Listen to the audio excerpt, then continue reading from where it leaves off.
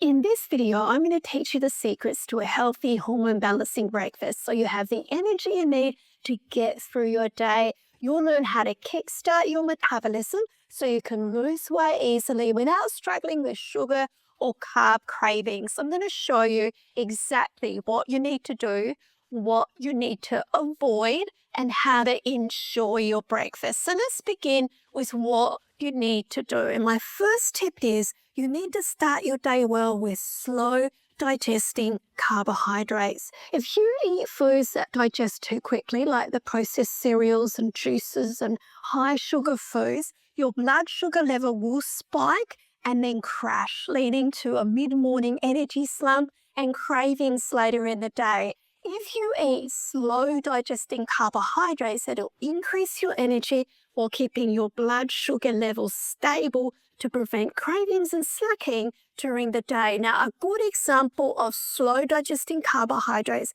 is the steel cut oats. Now, these are the whole grain oats cut into little small pieces, and they're quite different to the rolled oats, right, that have been rolled and flattened.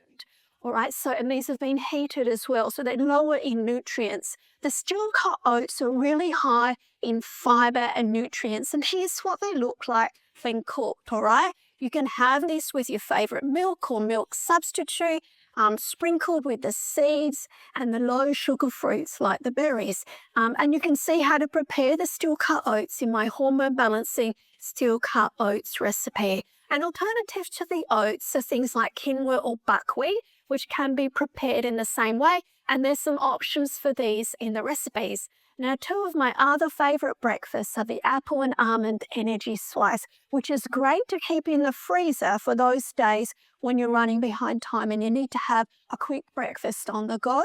And there's also my quinoa breakfast frittata if you like something savoury, all right? So my next tip is you need to include hormone balancing plant-based foods with your breakfast. Now, these are foods high in hormone balancing phytonutrients that will help to improve your symptoms naturally. And my favourites for breakfast are the seeds, all right? Pumpkin, flax, linseed, sunflower, chia, sesame, and hemp. And the more variety you have, okay, of these seeds, the better it is. And you should be able to find all of these at your local supermarket or health food store. The seeds are the heart of the palm, so they're very nutrient dense, they're very nourishing, right? So they'll keep your energy levels up during the day. And they're also high in soluble fibre, which helps keep you regular. Now, about a quarter of a cup is a good portion size for the seeds, all right? And you can eat them whole, or you can use a coffee grinder like this, all right, to create a finer texture. And this is especially important if you're having a smoothie and you want to add the seeds in. Now, if you prefer a savoury breakfast, we've got other recipes that include things like the veggies, right? The bok choy and the spinach as well. These are the hormone balancing green leafy greens you need to have. And my last tip is you need to make sure you're eating high fibre foods because fibre helps to remove excess hormones and toxins while keeping your gut microbiome healthy.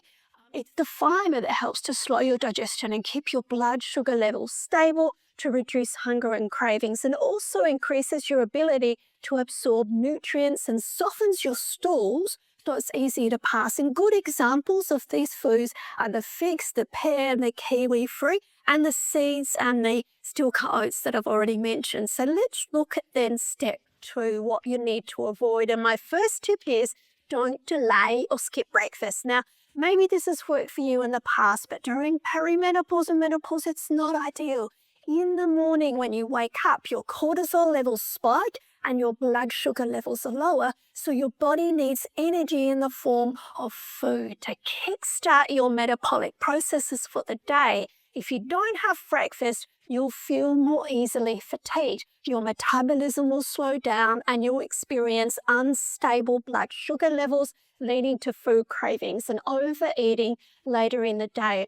If you're not hungry or you're not used to eating breakfast, just start with a really small portion size, right? Remember, something is better than nothing. Just have a small breakfast. Even a few mouthfuls will make a big difference, right? So my next tip is it's time to give up the store-bought processed foods. Nothing beats making your breakfast from fresh, whole foods. And now that you're in menopause, you need to make every calorie count by eating freshly prepared foods that are exactly what your body needs. And I'll be giving you some tips about this in a minute on how to make your preparation easy.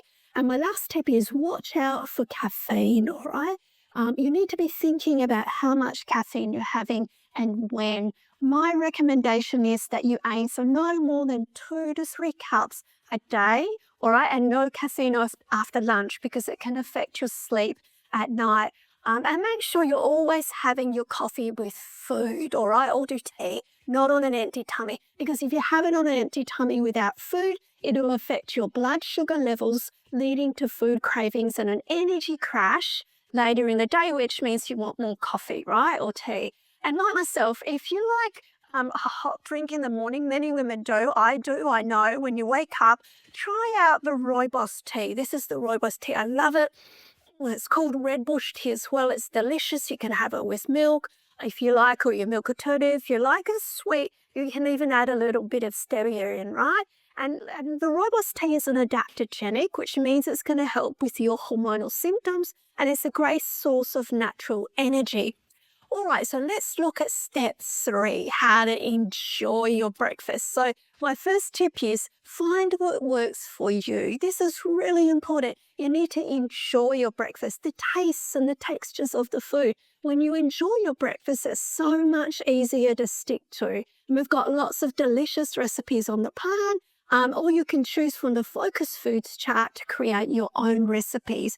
If you prefer to have a smoothie, just make sure you add in some of these ground seeds, right, and the fibre to keep your blood sugar levels stable during the day. If you prefer a savoury breakfast, that's great, but don't forget to add in the hormone-balancing leafy greens like the bok choy or the baby spinach. They're some of my favourites. And my next tip is prepare your breakfast ahead of time, right?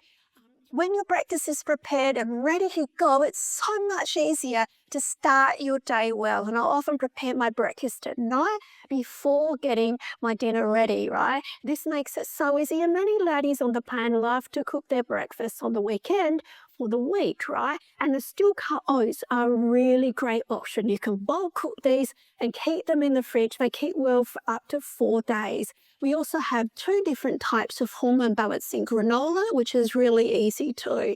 And my last tip is include a variety, right, of foods for your breakfast. It's really important to eat a wide range of fresh foods so you're meeting all the nutritional requirements of your hormones and body. You can do this either by varying the foods, right, in your breakfast, the fruits and the seeds, right, or by choosing 2 or 3 different breakfasts to rotate during the week. Just don't get stuck eating exactly the same foods every single day. So, all right, so let's summarize. In this video, you've learned why it's important to include slow digesting, hormone balancing, high fiber foods with your breakfast, why it's important not to skip breakfast or drink too much caffeine or eat the store-bought processed cereals.